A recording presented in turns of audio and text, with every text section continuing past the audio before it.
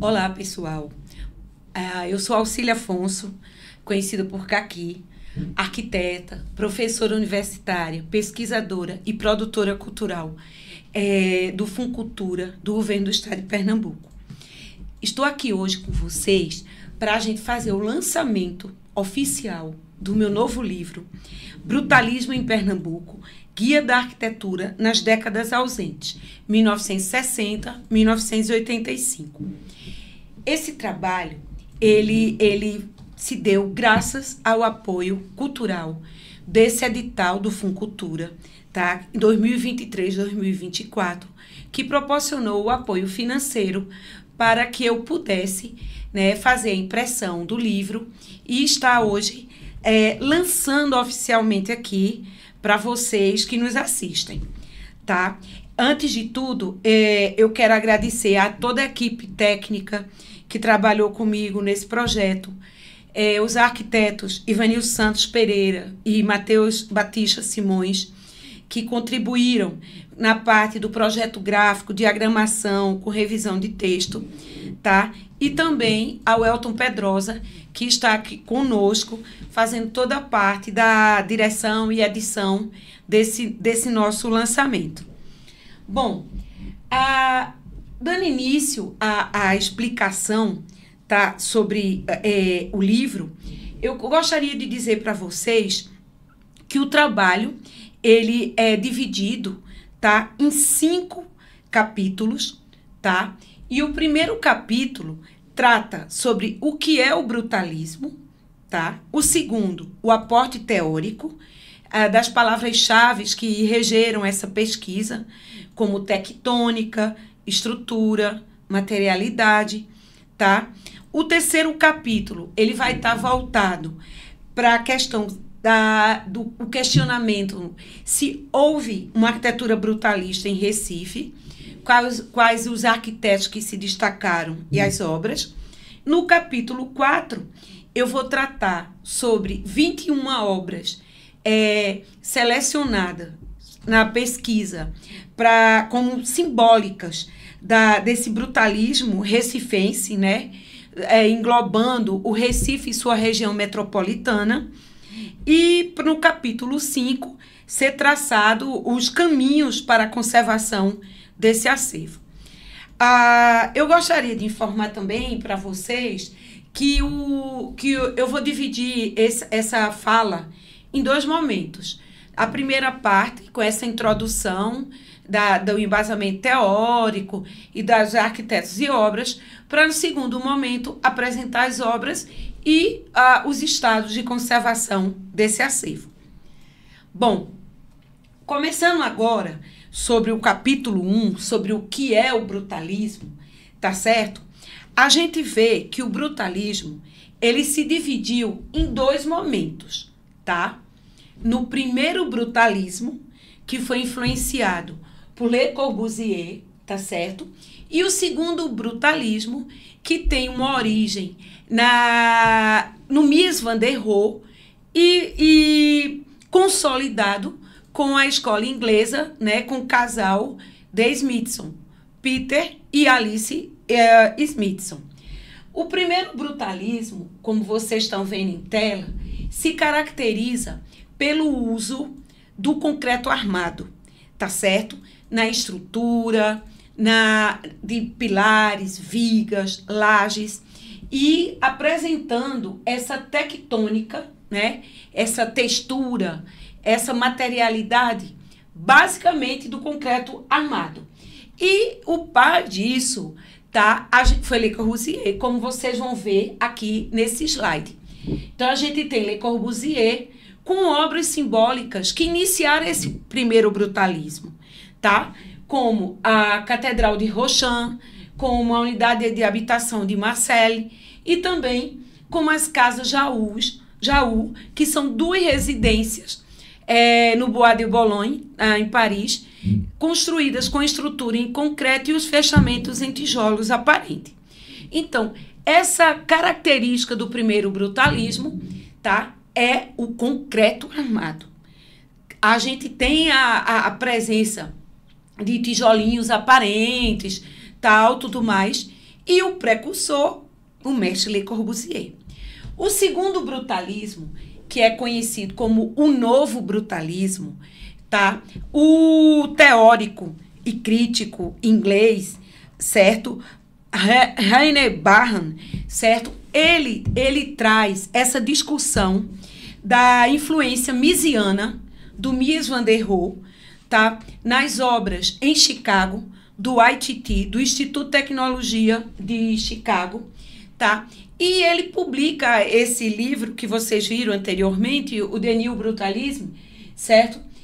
Falando, colocando sobre essa tendência com aço e vidro, diferente daquele primeiro brutalismo, Le Corbusieriano, tá? Onde a gente vai ver as estruturas metálicas à mostra.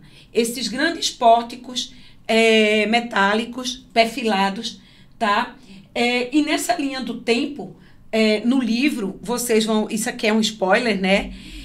Mas no livro, vocês vão ver que eu falo sobre cada uma dessas obras, tá? Entrando mais em detalhes sobre as mesmas e a importância delas na construção desse conceito do novo brutalismo. Então, no Brasil, tá certo? A gente puxa a discussão para o Brasil, e quando eu falo de brutalismo no Brasil, eu tenho que referenciar o aporte teórico da professora, arquiteta e pesquisadora Ruth Verdesign, certo? Em seus diversos textos, na sua tese de doutorado, onde ela pesquisou o brutalismo paulistano, e em seus textos, que são bastante elucidativos, que me ensinaram bastante sobre isso, que eu venho trabalhando o brutalismo desde o Piauí, né? Em 2010, publicando no Vitruvio sobre a arquitetura brutalista piauiense, e agora em Pernambuco e também em Paraíba, com pesquisas, a gente vê que o brutalismo brasileiro, ele se inicia, de certa forma, também com a escola carioca, com Afonso Reidy no Museu de Arte Moderna do Rio de Janeiro, tá certo? Com projetos que o Reidy faz de uma forma precursora, usando esses pórticos de concreto armado, com tijolinho aparente, além de, claro, as importantes obras paulistas, né? Da chamada Escola Paulista, que até hoje é muito brutalista, tá? E teve nos seus arquitetos como Vila Nova Artigas, como Rino Leve, como Paulo Mendes da Rocha e tantos outros, né? Eduardo Almeida, toda a escola paulista, essa retomada de um brutalismo brasileiro, mas eu acho muito influenciado pelo Le Corbusier. Não tanto pelo New Brutalismo, mas eu noto, isso é uma observação minha, tá? Pode ter contradições, mas eu penso, tá certo, tendo estudado, que eu identifico o brutalismo brasileiro dialogando mais com o primeiro brutalismo do Le Corbusier do que com o New Brutalismo do Smithson e do Mies, né? A gente sabe que o concreto dominou essa materialidade no Brasil. Então, nesse primeiro capítulo, tá certo?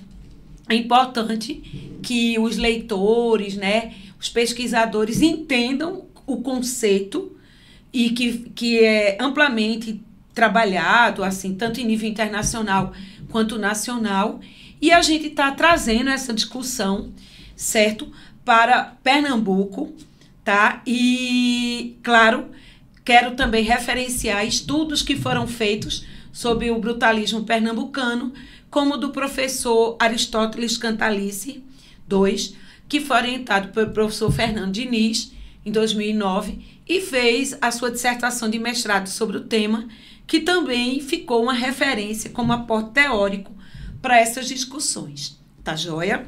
Bom, eu vou passar agora para o capítulo 2, que eu trago algumas reflexões sobre o que aporta essa discussão do ponto de vista teórico, né, do brutalismo. Porque eu tenho que entender que o brutalismo, ele trabalha com as palavras-chave como tectônica, estrutura, detalhes, materialidade. né? Todo arquiteto, todo estudante de arquitetura, todo pesquisador, para entender o brutalismo, ele tem que conhecer esses conceitos. Porque o brutalismo, ele, na questão da tectônica, tá? Quando Kenneth Frampton, no século XX, traz esse conceito que tinha sido usado, né, pelos alemães no século XIX, Böttcher e Semper, tá? Contra o ecletismo, o Frampton traz como até um contraponto à pós-modernidade. E ele cita 6 arquitetos no seu livro Estudos da Cultura Tectônica, né? E falando da importância de obras como o John Woodson, como Mies, tá? Como tantos Carlos Scarpa, tá certo? Para entender a tectônica, a verdade construtiva, a dimensão construtiva da arquitetura nessa discussão. Então, o conceito de tectônica trabalhado por Frampton é fundamental. Outro conceito que é importante a gente frisar é a questão da estrutura, né? A estrutura é esse elemento tectônico que segura, que sustenta, que né, faz com que o prédio seja construído. E essa estrutura, ela pode ter diversos sistemas construtivos, como o concreto armado, como o aço, como a madeira, como pedras. Vai depender daquele partido. E eu acho muito interessante, porque eu gosto muito dessa frase, quem cria a forma, cria a estrutura. A forma e a estrutura nascem juntas. E aqui eu ilustro, e no livro também referencio, claro, Félix Candela, Eduardo Torrojas, Pierre-Louis de Nevy, que foram engenheiros, arquitetos, precursores do uso do concreto armado, de cascas, certo? Dentro dessa discussão da importância da relação estrutura, arquitetura, tectônica e brutalismo. Então, chamando mais essa discussão, a gente vê em tela uma imagem de um detalhe da escadaria do Carlos Scarpa, que fez para a loja da Olivetti na Praça de São Marcos, em Veneza. Nessa obra, que é uma intervenção, Carlos Scarpa, que é conhecido, né, um arquiteto italiano maravilhoso, que nos deixou um legado riquíssimo em termos de detalhe, de cuidado com a construção, com a materialidade,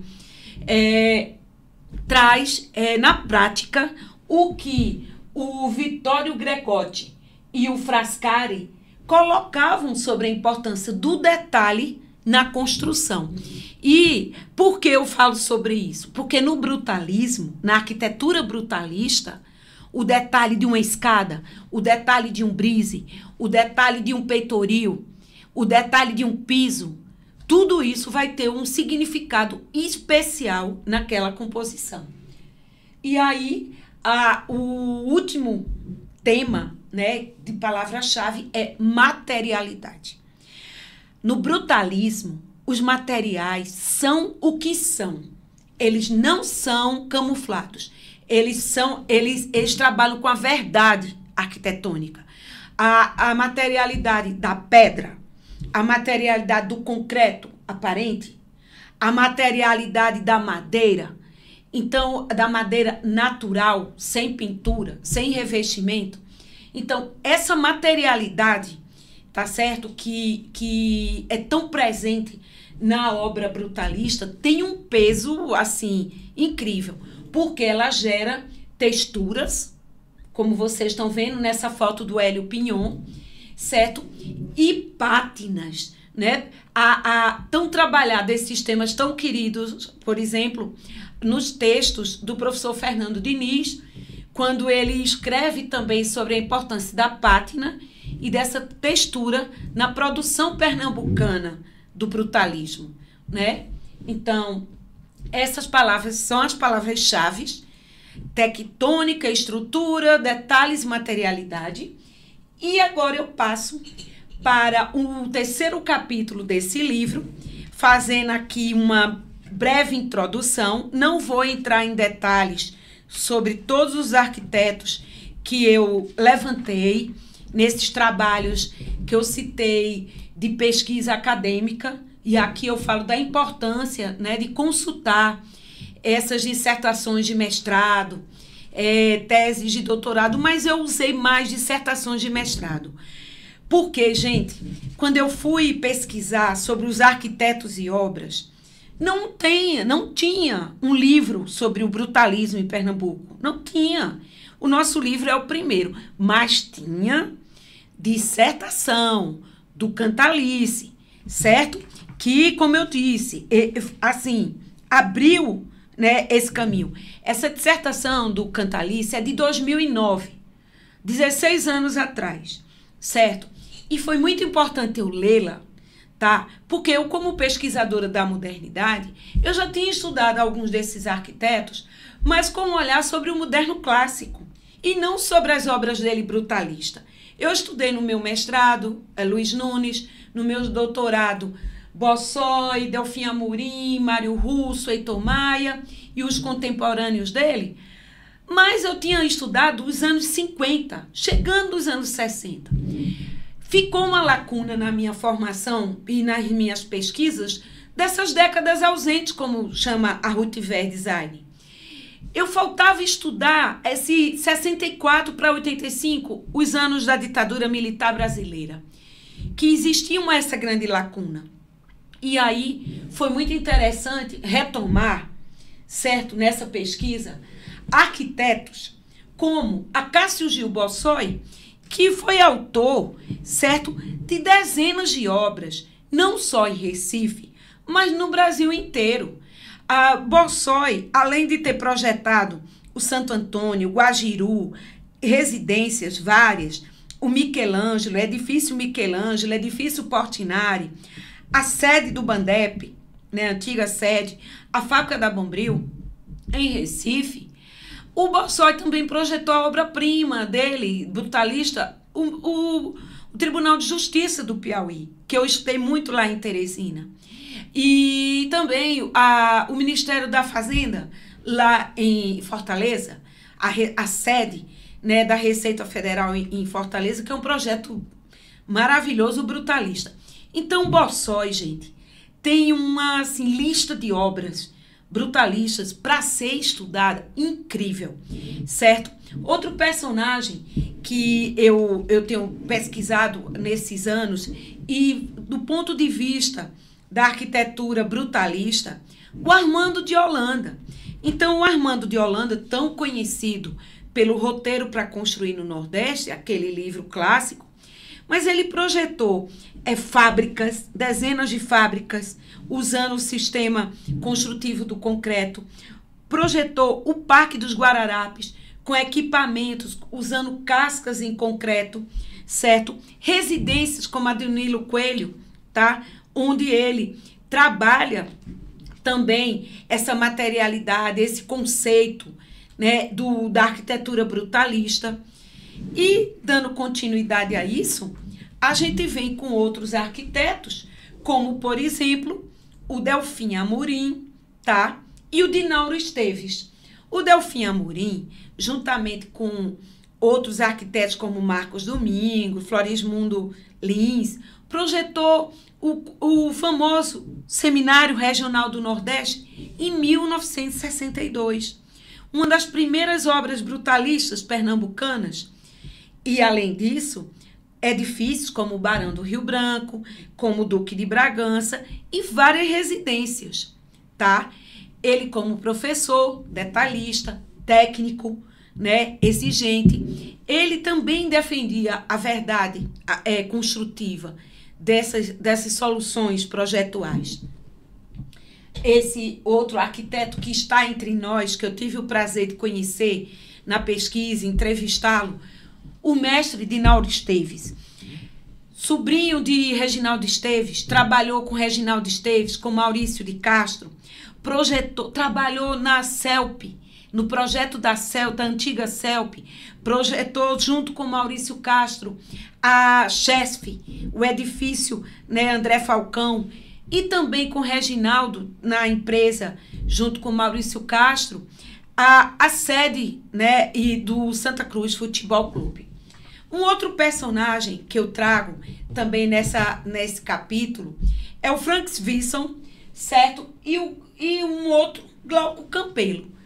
Vejam que eu não me detive só em pernambucanos, mas em arquitetos que estavam atuando em Recife, tá? Que, como, por exemplo, o Frank Svensson, que é descendente de suecos, mas mineiro, nasceu em BH e foi passar um tempo trabalhando na Sudene e fez uma parceria com o professor Marcos Domingos e daí construíram, projetaram a sede da Refesa, que é um prédio lindo que a gente vai ver. E fez também algumas residências. O Frank Svensson não ficou muito tempo em Pernambuco. Ele depois foi para o UNB, tá certo? Onde ficou sendo professor até o seu falecimento. Glauco Campelo também é outro personagem muito importante nessa consolidação dessa nova sensibilidade construtiva, que é o brutalismo, certo? O Glauco é paraibano, certo? De Mamanguape. Ele foi estudar Belas Artes, arquitetura na Belas Artes de Pernambuco, mas ele tinha um grande sonho de conhecer Niemeyer, de trabalhar com Niemeyer. Então ele foi para o Rio terminar o seu curso lá. E de lá criou uma amizade com Niemeyer. Mas ele não deixava suas amizades recifenses. Então, ele em Recife trabalhou com Armando de Holanda, com vários outros colegas, com Marcos Domingues, e ele desenvolveu o primeiro projeto para a Sudene, mas não foi construído.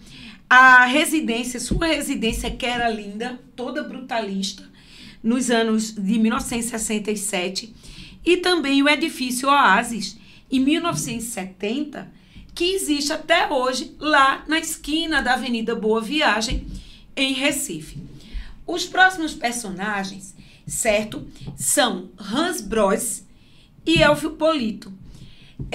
O Hans Broys, certo, é um esloveno que veio morar no Brasil, trabalhar no sul do Brasil, em Blumenau, para o Grupo Hering, e fez todas as fábricas do Grupo Hering. E aí ele fez, em Pernambuco, no município de Abreu e Lima, para a Sudene e para o Grupo Hering, a fábrica da Hering Nordeste, juntamente com a Tecanol, um enorme complexo industrial, fabril, tá? Que ganhou o prêmio de melhor obra industrial brasileira nos anos 80. A fábrica da Hering foi projetada em Pernambuco entre 73 e 78, certo? Tinha os jardins do Burle Marx e um projeto belíssimo que também a gente vê no capítulo 4. Elvio Polito, tá? Foi meu professor, tive honra de ser sua aluna. Seu filho hoje é professor também no curso de arquitetura e nos colaborou demais com a minha pesquisa, mantendo informações junto com a professora Terezinha, que também me forneceu material aqui, eu agradeço a eles, tá? Porque não tinha publicações anteriormente sobre o Elvio Polito, certo? Tudo isso é muito recente e faz parte de uma história ainda não contada, entende? Elvio Polito projetou, gente, um edifício belíssimo da Federal de Pernambuco, que é o Núcleo de Processamento de Dados, o antigo NPD, que virou NTI, Núcleo de Tecnologia da Informação, que também a gente vai ver no capítulo 4.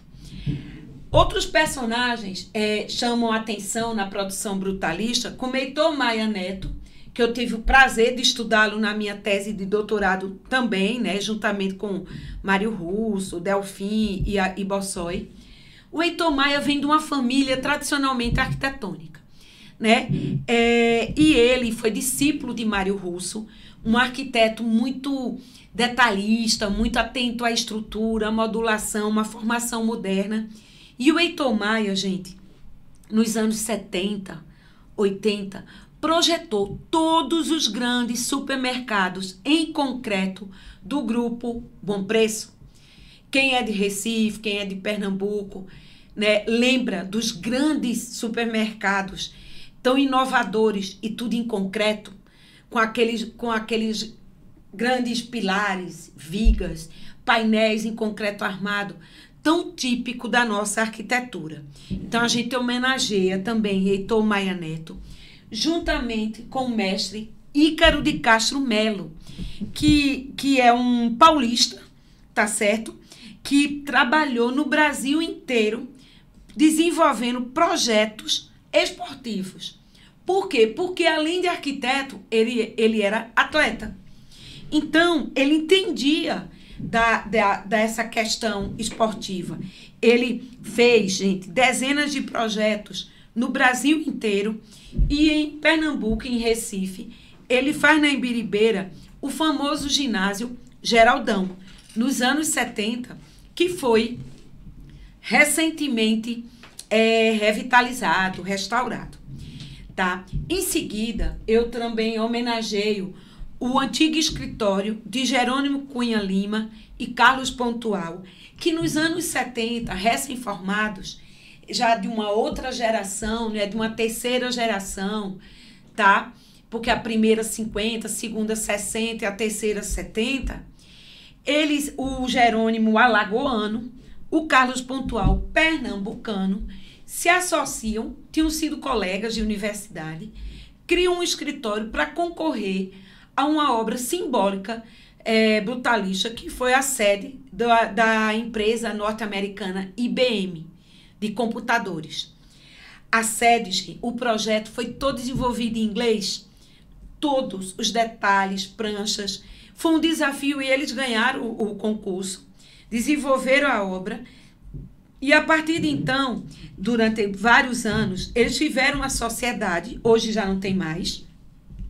Eles trabalham individualmente, mas fizeram, além do edifício IBM, de 1970, fizeram o edifício Esparta, lá em Piedade, em frente à igrejinha de Piedade. A antiga Sael Motos, que hoje é o Mangai e o restaurante Inal, na Domingos Ferreira, com parceria com a Ariel Valmagia e várias outras obras brutalistas, como a própria casa do arquiteto Carlos Pontual, que é um exemplo, né, também do brutalismo pernambucano. O mestre Marcos Domingues, que vocês veem em tela, eu tive também o prazer de entrevistar no meu doutorado em 2004, certo? E foi muito legal poder retomar o Marcos Domingues do ponto de vista brutalista. E focando na obra dele, na obra-prima, que eu acho que é a sede da rede ferroviária que ele fez com o Frank Svensson, certo? Esse projeto da Refes é maravilhoso, a gente vai ver também no capítulo 4.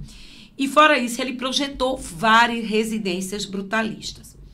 E aí vem o Maurício Castro e Reginaldo Esteves, e eles, além de terem estudado juntos, eles tiveram uma sociedade chamada Castro e Esteves.